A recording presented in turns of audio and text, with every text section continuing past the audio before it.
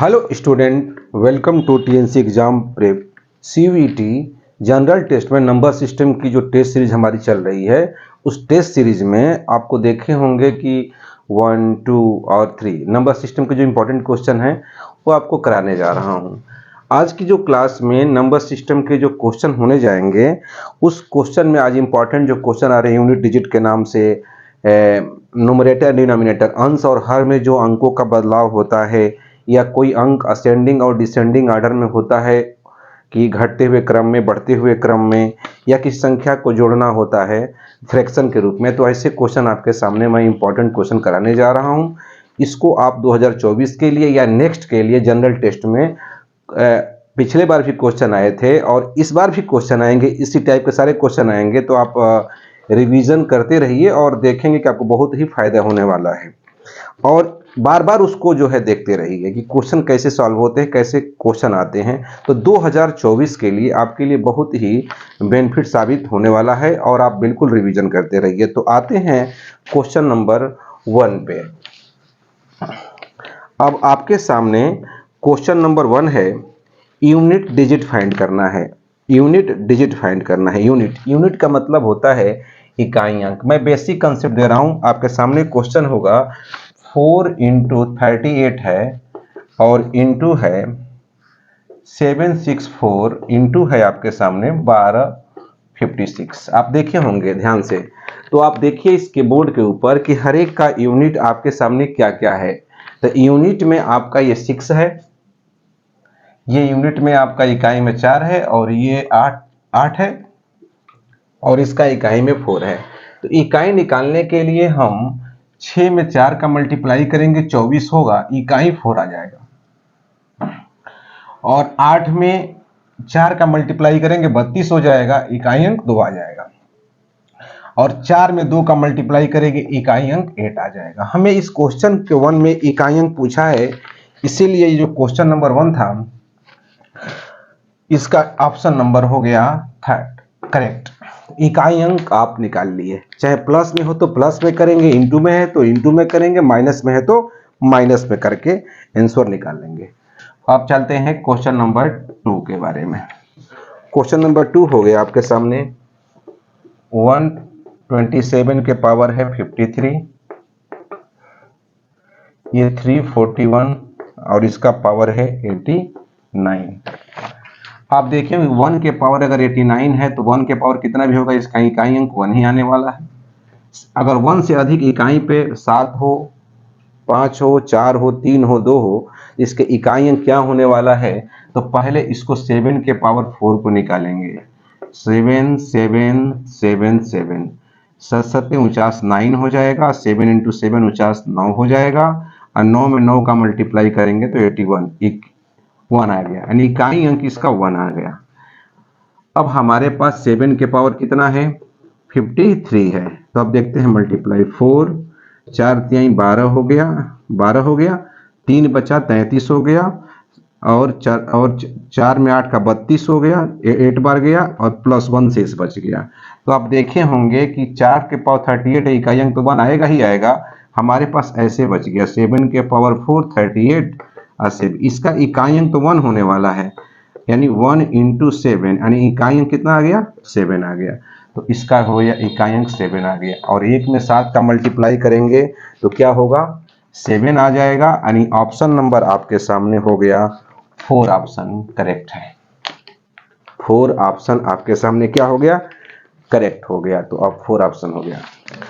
3 में क्या है, इकाई अंक निकालना है इसका,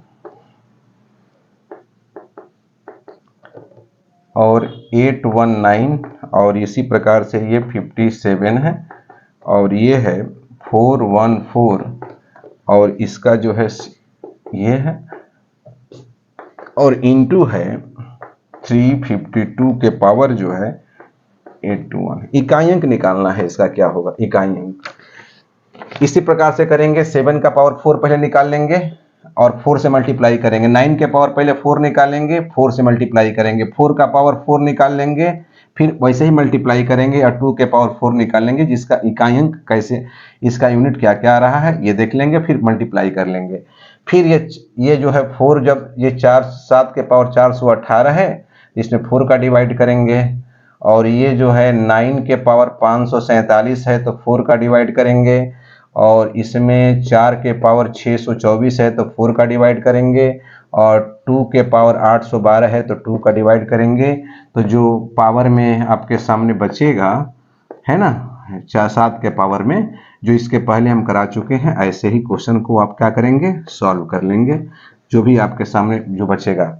इसका मतलब ये हुआ कि आप 7 के पावर यदि 4 अगर निकाले हैं तो इसका यूनिट डिजिट जो है सिमिलर इसी प्रकार से आया हुआ है, क्योंकि आप डिवाइड करेंगे ना तो समय बचेगा आपके लिए, तो ये करेंगे। 9 के पावर जो हम 40, इसका इकाई अंक 9 आया हुआ है, इसका इकाई अंक जो है 6 आया हुआ है, और इसका इकाई अंक कितना आया हुआ है, 6 आया हुआ है, 6 आया हुआ है। तो इसका मतलब है कि आपस में मल्टीप्लाई कर लेंगे हम, तो मल्टीप्लाई करेंगे तो 6 का कितना हो गया 36, 6 और 9 7 कितना हो गया 63, और 6 3 18 है, यानी इकाई अंक कितना आ गया 8 आ गया। यानी आपके सामने जो क्वेश्चन नंबर है 8, 4 ऑप्शन करेक्ट है, 4 ऑप्शन करेक्ट है। ये जो क्वेश्चन कराए हैं ना, ये इसके पहले जैसे यूनिट निकाले हैं वैसे ही आप इसको निकालिएगा तो आ जाएगा। आप चलते हैं क्वेश्चन नंबर 4 के ऊपर, अंश और हर में। अच्छा, तो ऐसे क्वेश्चनों को अंश और हर में बाई ऑप्शन से ही सॉल्व करिए। जैसे कि अंश को जो है न्यूमरेटर बोलते हैं और हर को डिनोमिनेटर बोलते हैं। तो कह रहा है क्या, ऑप्शन नंबर 1 में देखिएगा 3/8 है, दूसरे में ऑप्शन में क्या है आपके बोर्ड पर दिख रहा होगा 2/9 है, और तीसरा जो है 4/7 है, और 4 ऑप्शन जो है 5/6 है। बाई ऑप्शन से करा रहे हैं इसलिए लिखना पड़ रहा है इसको। अब कह रहा है क्या कि इनका योग 11 है, दोनों सभी को जोड़ेंगे 11 हो गया, जोड़ेंगे 11 हो गया, 7 4 11 हो गया, 6 5 11 हो गया, सबको जोड़ने पर 11 हो गया। आप क्वेश्चन में पढ़ेंगे कि अंश और हर को जोड़ने पर 11 हो गया। चल ठीक है, यदि अंश 1 से घटाया जाए तो भिन्न 1/, अच्छा अंश को 1 घटा दीजिए, तो अगर 3 में अगर 1 घटाते हैं तो 2 बाई कितना होता है 8, 1/, कितना हो जाएगा 4, ये घटाएंगे 1 तो ये हो जाएगा 1/9, 1 घटाएंगे 3/7, और 1 घटाएंगे 4/6, और ये घटाएंगे तो हो जाएगा 2/3।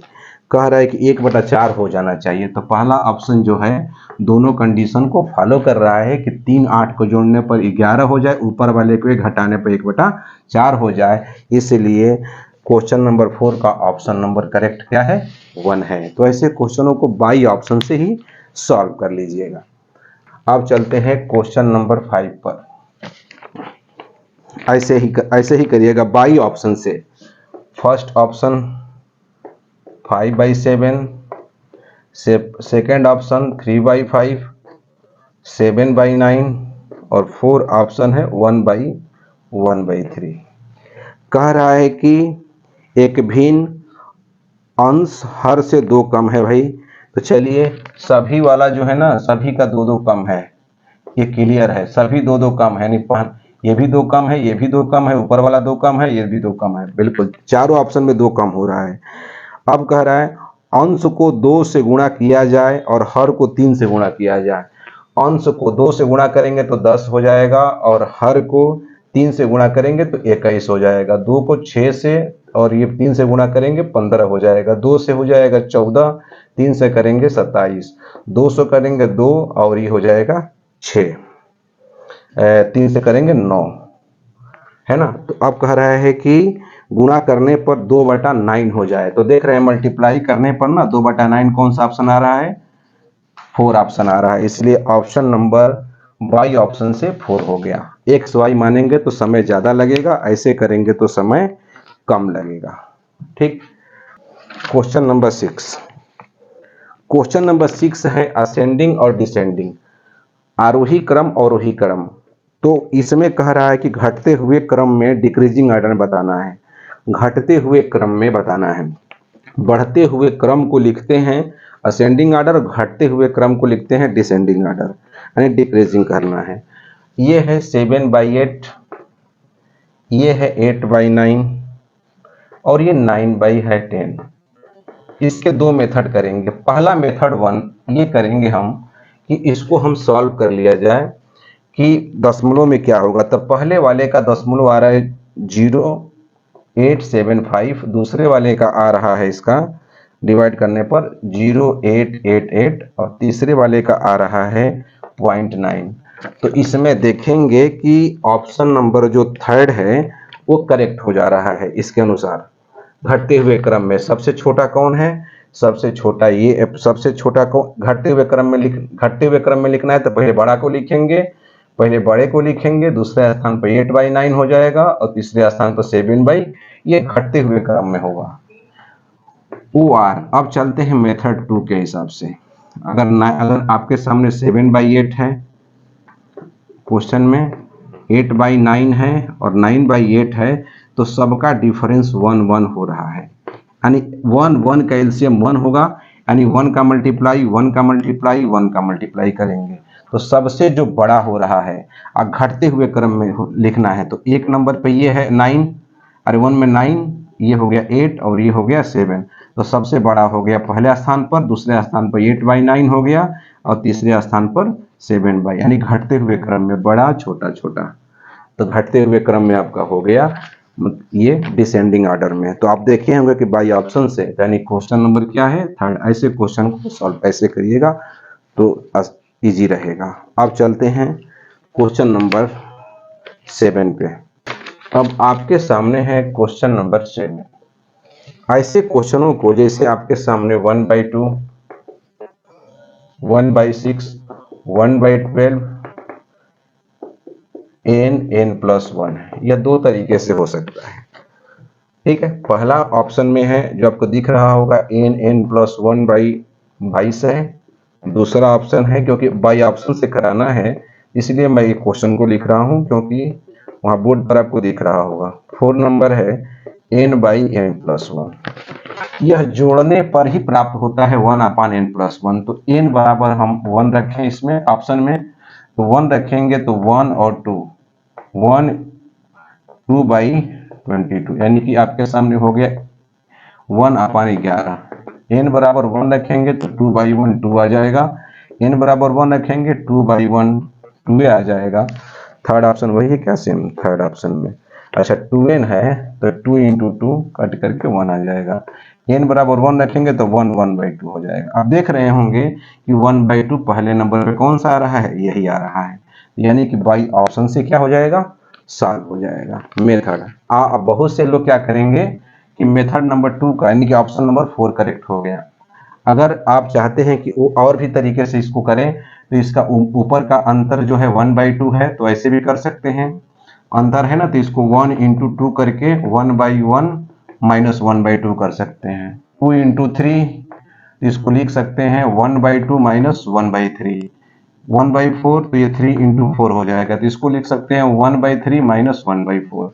इसको भी लिख सकते हैं आप बड़े वाला छोटा वाला, तो 1/n -1/n+1।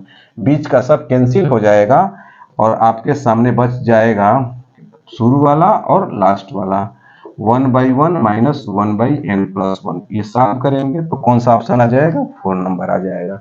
तो आप इस क्वेश्चन को दो तरीके से सॉल्व कर सकते हैं, बाई ऑप्शन में या फ्रैक्शन को तोड़ करके आप चालू कर सकते हैं। ऊपर का देख करके 1 जो है ना, 1 × 2 1/1 -1/2 जो दिया गया है वो माइनस में लिख सकते हैं, फ्रैक्शन डिफरेंस में लिख सकते हैं उसको। अगर 1/6 है तो 1/2, 2 × 3, दोनों का डिफरेंस यहाँ पर 1 है तो 1/2 -1/3, ऐसे करके सॉल्व कर लेंगे उसको। आप ये देखे होंगे। ठीक है, क्वेश्चन नंबर 8 आप देखे होंगे कि सबका जो है 1 + 1/2 है, तो इसको जोड़ लीजिए।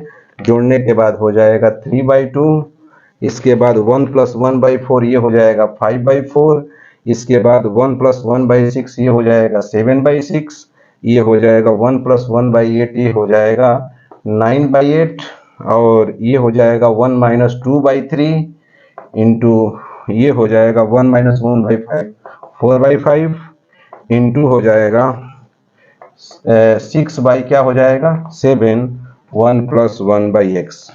ये सब कटने के बाद इधर का, जैसे कि ये 2 से 2 कट गया, उसके बाद से 3 से ये 3 कट गया, तो सब कटने के बाद आपस में ये बच गया हमारे पास 9/8 बच गया, 9/8, और इधर बच गया 1 + 1/x, इधर माइनस हो गया 9/8 - 1 1/x, ये हो जाएगा 1/8 1/x, यानी कि उल्टा दोनों कर लेंगे, x = कितना आ जाएगा 8, यानी कैलकुलेशन इसका ऑप्शन नंबर क्या है 2 है। तो आप उम्मीद करते हैं कि इस क्वेश्चनों को बार लगाते रहिएगा और आगे आपकी सीरीज में क्वेश्चन सारे इंपॉर्टेंट आते रहेंगे और इसको बार बार रिवीजन करते रहिएगा। CBT जनरल टेस्ट या के लिए आपके लिए बहुत ही फायदा होगा, आपके करियर के लिए। बेस्ट ऑफ लक, आपका भविष्य उज्जवल हो।